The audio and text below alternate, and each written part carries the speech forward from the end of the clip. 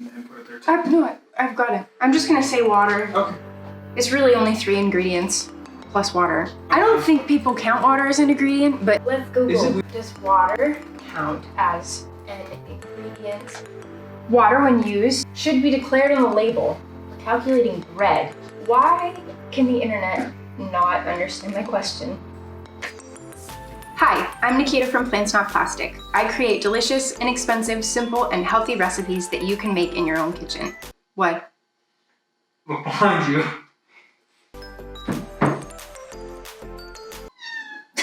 Today, I am bringing you an extremely simple recipe that I came up with late one night when I had a chocolate craving and I didn't want to put on regular clothes to go out and do a store run.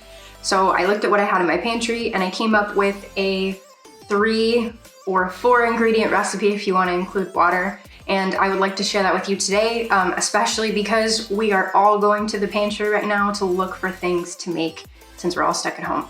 Desserts are my weakness when it comes to food and trying to eat healthy, and this recipe is something that I whip up late at night on a regular basis so that I can eat something that fulfills my chocolate craving without me binging on something that I'm gonna regret eating later. This recipe is really simple, but you can spice it up in a couple different ways, which I'll share in a minute. It is vegan friendly, low fat, oil free, and takes just 20 minutes from start to finish. If you don't like baking or you don't have 20 minutes, I also have a 5-minute microwavable version that I will show you at the end. This recipe has sugar, so it's obviously not a health food, but it is better than the alternative. Like I said, I came up with it in the first place so that I didn't go and buy some junk food off the shelf. And if you are concerned about processed sugar, you can sub it out for something like date paste, but you just would want to account for how much water you have in the recipe and probably make it a little bit less. I'll share a little bit about the nutrition facts at the end of the video, but if you want all the details, you can go to my website where I'll have all of the nutrition facts. But the point of this recipe, and really any recipe that I'll share on my channel, is that you can eat as much as you want without feeling guilty and without having to pay too much attention to the calories or what's on the nutrition label. If you don't have quick or rolled oats, I would definitely recommend getting this as a staple in your kitchen. I use it for pretty much all of my baking recipes as an alternative to wheat flour because it's really simple to use for gluten-free baking. You can blend rolled oats in your blender and it'll make a really easy oat flour that I have found operates pretty much the same in any other baking recipe.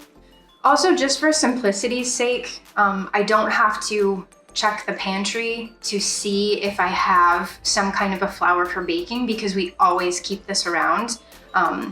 And I would say, like, most importantly right now, going to the grocery store is kind of challenging.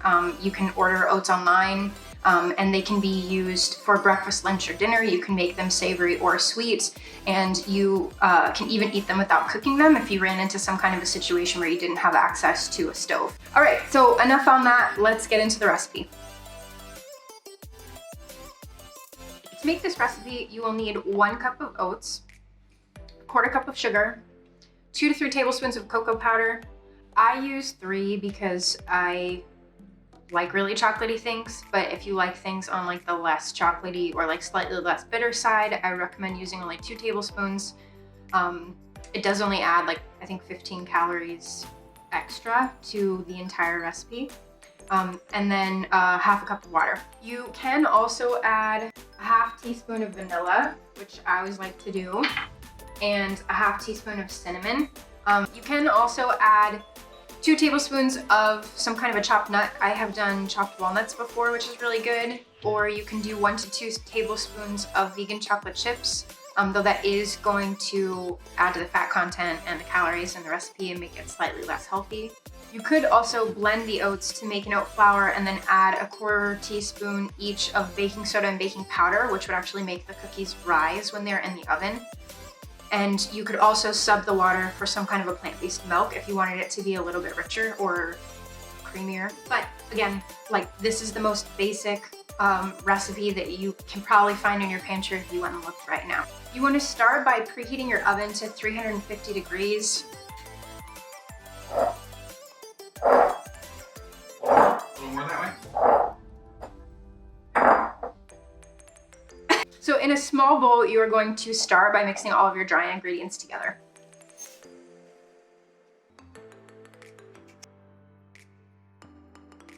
Dry ingredients do not include the sugar for any of the recipes that I make. I don't know if that is common practice for baking or not, but I tend to add the sugar to the wet ingredients so that it can like mix in and start to break down. Then next you're gonna add your wet ingredients, which would be just the sugar and the water if you're going with the simple one, or I'm gonna go ahead and add the vanilla extract in now as well.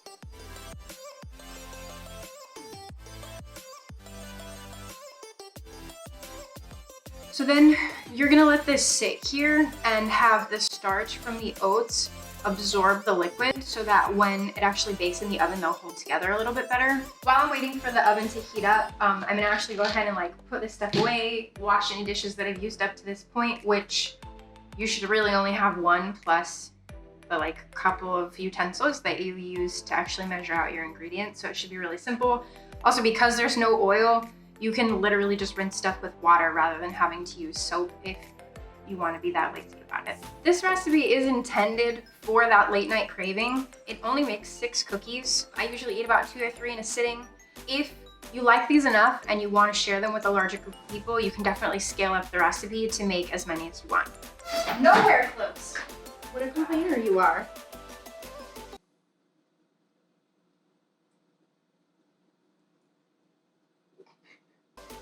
Don't worry, I will wash my hands.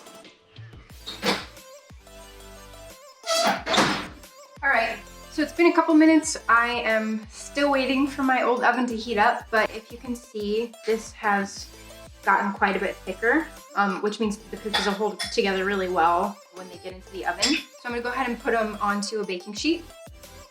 I just like do these by eye. So I take a pretty large spoonful, and I do that 6 times. Even though the dough has like thickened a little bit, it still will kind of fall apart when you first put it into the pan, so you'll definitely want to like form it into a cookie shape. Once I've done that, if I have any extra left over, I just look at which cookie has like the least amount, and I'll just go through and kind of add a little bit more. And then I'll just take these and stick them in the oven for 15 minutes.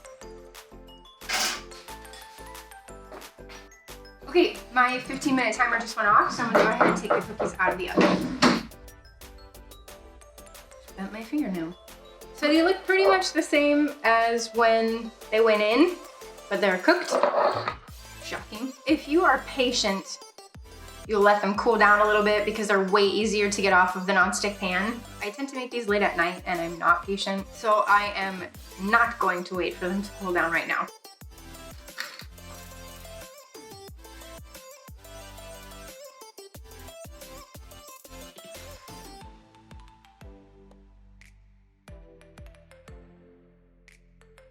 It really matters how they're...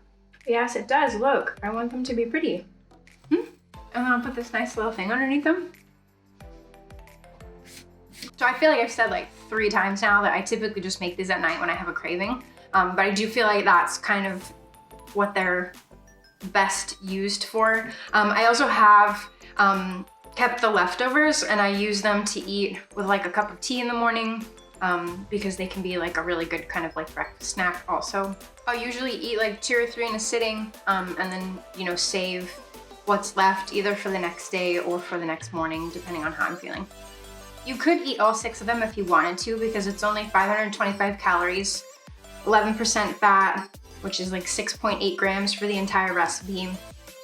So it's about 90 calories per cookie, and for 525 calories for all 6, you get 12 grams of fiber, lots of vitamins and minerals from the oats. You get 146% of your manganese requirement for the day, but most importantly, you get your chocolate fix. While I'm waiting for the cookies in the oven, I'm actually gonna show you the really quick, like 5-minute microwave version.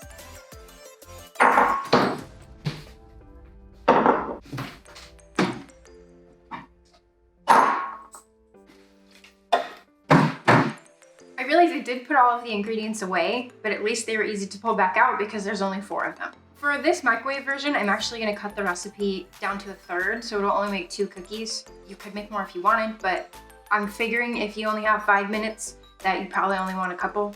Otherwise, you should probably just stick them in the oven. So you'll do a 1/3 cup of oats. There are 4 tablespoons in a quarter cup. So you'll do like a heavy tablespoon of sugar. And then you can do like 1 tablespoon or maybe a little bit less of the cocoa powder. Again, depending on how bitter you want it to be. I like chocolate. So for the vanilla extract, I only do like a 1/2 teaspoon. So I don't really want to do the math. I'm just gonna do like a couple drops. Oh, but you want to mix the dry still. Again, like because this is a 5-minute recipe, I'm not going to be very precise about it. I just took the 1/2 cup of water and filled it about 1/3, and that is what we're gonna use.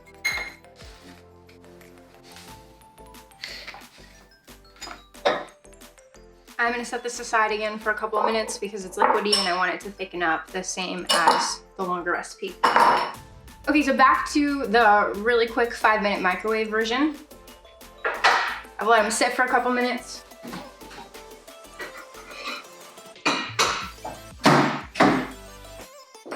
I'm gonna grab a plate. And like I said, this makes 2. So I'm just gonna split them in half.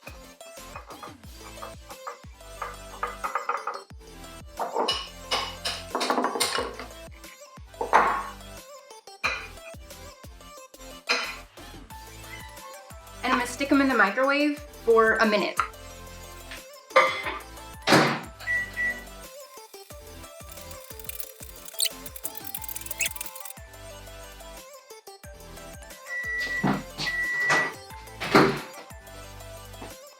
So they come out really hot and looking definitely weirder. When you let them cool down, they will get a little bit of a harder bottom on them because right now they would just be like squishy oatmeal. So you have to let them cool down. They're not gonna be quite as crispy or as nice as the ones that come out of the oven, but they will still do the trick if you're just looking for some kind of a cookie-esque chocolate fix. So you can see these are definitely softer than these ones. But again, they're like fine for a 5-minute recipe. So thanks for watching my 4-ingredient, 20-minute chocolate oatmeal cookie recipe. I will have this recipe on my blog at PlantsNotPlastic.com, which you can find in the description below. If you like this recipe, please do subscribe and click the bell to get notifications when I put out new content. You can also follow me on Instagram or Twitter. I am trying to get into posting on both of those things as well as putting up content here. Thanks again and see you on the next recipe. See you next time.